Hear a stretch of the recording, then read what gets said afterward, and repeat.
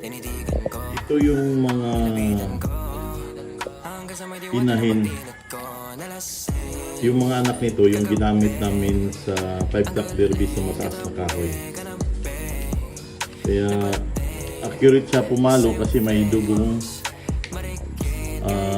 kilso at hats.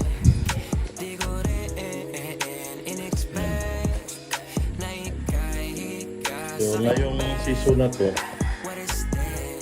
medyo na-produce kami nito na siguro na mga nasa 100 nasa range pa.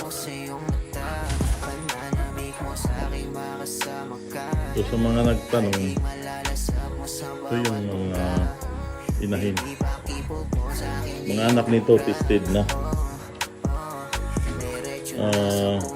Lamang ang panalo ng mga anak.